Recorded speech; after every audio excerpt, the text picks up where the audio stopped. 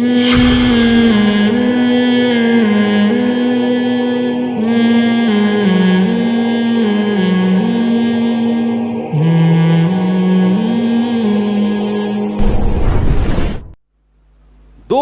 یعنی مطلب ہوتے ہیں کسی کی بات کے, تو میں کوشش کرتا تھا بھائی اس کا یہ مطلب بھی ہوتا ہے تو ایک اور مطلب بھی ہے, وہ کیا ہے, اچھا مطلب نکالو. مثلا ہمارے حضرت کی عادت تھی بیٹھ کے اپنی تعریفیں کرتے تھے,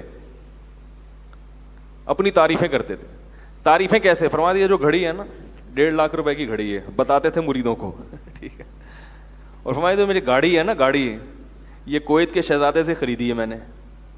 اب جو جن کی مینٹل اپروچ, جو کم ظرف لوگ ہیں نا, چھوٹے ظرف والے, وہ کہتے ہیں یار یہ دیکھو یہ بزرگ ایسے ہوتے ہیں, میری گھڑی ایسی, میری گاڑی ایسی. ہم تھوڑا اچھا سوچتے, ہم کہتے تھے کہ بھائی یہ سادگی ہے, اور یہ حضرت بس اللہ کی نعمتوں کا اظہار کر رہے ہیں, ورنہ یہ اس عمر میں کسی کو یہ شوق تھوڑی ہوتا ہے میری گھڑی ایسی, میری گاڑی ایسی. کیا خیال ہے, نیا نیا کسی کے پاس پیسہ آئے تو چلو شو مارتا ہوا. حضرت تو ماشاءاللہ مالدار تھے, ٹھیک ٹھاک. تو ہمیں پتا تھا کہ ان کے دل میں شو بازی نہیں ہے, دل میں نہیں ہے ان کے شو بازی, بس وہ بتانے کے لیے کہ اللہ کی نعمتیں دیکھو, اللہ کی نعمتیں میرے پاس. حضرت کی عمر 78 سال ہو گئی تھی, مگر اپنے آپ کو بوڑھا نہیں کہتے تھے, بوڑھا نہیں کہتے تھے.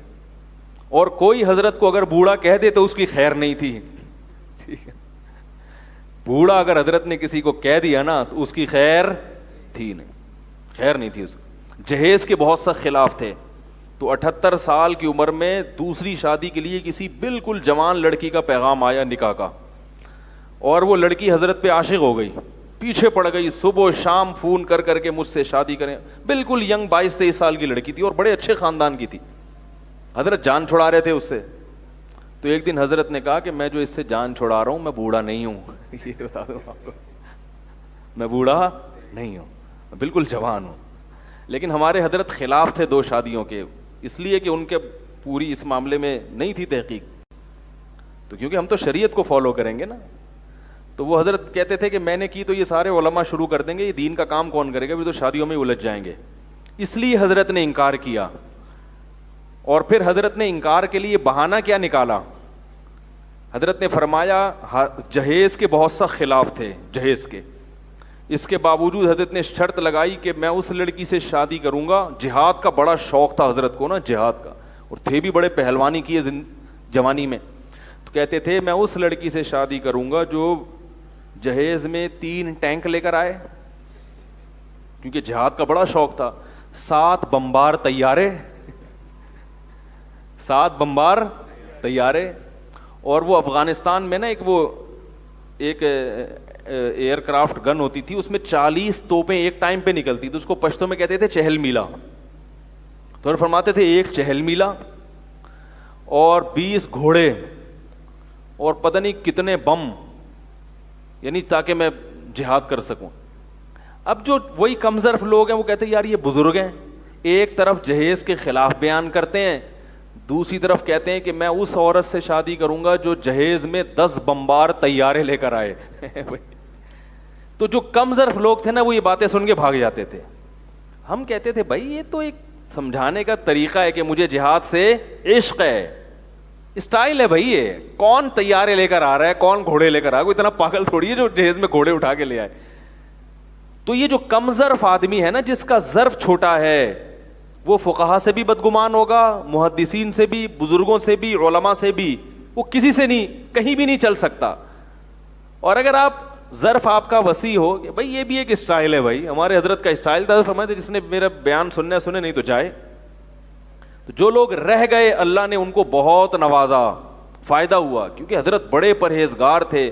ہم حضرت کی زندگی دیکھتے تھے کہ ان سے کبھی کوئی گناہ نہیں ہوتا, مالی خیانت نہیں ہوتی, ایسے پیسوں کے معاملے میں کلیئر تھے کہ کسی کا پیسہ حضرت کی جیب میں ایک دن رہ جائے یہ ممکن نہیں تھا. آپ نے کسی سے پیسے لے لیے نا, تو آپ نے اگر حضرت سے پیسے دے دیے حضرت کو ادھار, تو آپ کو واپس لینے کی اتنی فکر نہیں ہوتی تھی جتنی ان کو واپس دینے کی فکر ہو. ان کی نیندیں اڑ جاتی تھیں, پیسے کیوں نہیں لے رہے, ایسے کھرے تھے معاملات میں, ایسے کھرے. اور استغنا, لالچ نہیں تھی, پھر ان کی کیا روٹین تھی, ان کی زندگی تھی, وہ تقویٰ, کبھی ان کی نظر نہیں اٹھی کسی نامحرم کی طرف. اتنا زیادہ ان کے اندر اپنے گھر والوں کے کتنی عزت دیتے تھے, اپنی گھر والوں کو, اپنے بچوں کو. بات کا لب و لہجہ بڑا شائستہ تھا. طلبا سے بات, حالانکہ کتنے بڑے بزرگ تھے, جب بھی کہتے تھے آئیے بیٹھیے, یہ حضرت کا تکیہ, حالانکہ پنجابی اسپیکنگ تھے, پنجاب والے کہتے ہیں اتھا آوڑ نہیں تو اتھے وڑ, ایسے کہتے ہیں نا جب غصہ آتا ہے. ویسے تو پنجاب والے بھی بڑا اچھا بولتے ہیں, لیکن جب غصہ آتا ہے تو پھر تو اسٹائل چینج ہو جاتا ہے نا. ہمارے حضرت کا غصے میں بھی اسٹائل چینج نہیں ہوتا تھا. غصہ آتا تھا, چہرہ سرخ ہو جاتا تھا, مگر زبان سے ناشائستہ لفظ برداشت. بس یہ اخلاق کہاں ملیں گے؟ اب یہ چھوٹی چھوٹی باتیں, 7 بمبار طیارے جہیز میں چاہیے, ٹھیک ہے نا. اور جناب کوئی اور ہوتا تو ایک اسکینڈل ہی بنا کے مارکیٹ میں لے آتا کہ ان کو 22 سال کی لڑکی سے ان کی کیا ہے, سیٹنگ ہوئی ہوئی ہے. یہی اسکینڈل بنا کے یوٹیوب پہ ڈال دیتا. حضرت نے نہیں کی شادی, نے فرمایا کہ میں اس لیے نہیں کر رہا کہ پھر یہ سارے مولوی شروع کر دیں گے اور یہ دین کا کام کون کرے گا, تو اس لیے حضرت مخالفت کرتے تھے. تو بدگمانی اگر کرو گے نا تو کہیں بھی, ہاں واضح برائی ہے, واضح برائی جس کے 2 مطلب نہیں نکلتے, تو اس میں بھی پھر یہ کرنا چاہیے کہ بھائی محبت سے اس کو بتا دیا جائے, کیونکہ عین ممکن ہے جس کو آپ برائی سمجھ رہے ہو وہ برائی نہ ہو, آپ کو غلط فہمی ہوئی ہو. تو کسی سے بھی کچھ سیکھنا ہو, ظرف بڑا کر کے جائیں, چھوٹی چھوٹی باتوں پہ بدگمان نہ ہوں, ورنہ ساری زندگی دھکے ہی کھاتے رہیں گے. تو تمام انبیاء کی دعوت مشترک ہے. میں یہ عرض کر رہا تھا کہ اچھائی کا کرائیٹیریا کیا ہے, یہ نہیں ہے کہ دل دکھانا. اچھائی کا کرائیٹیریا یہ ہے کہ جس چیز کو اللہ نے اچھا کہا وہ اچھی ہے, جس چیز کو اللہ نے برا کہا وہ بری ہے.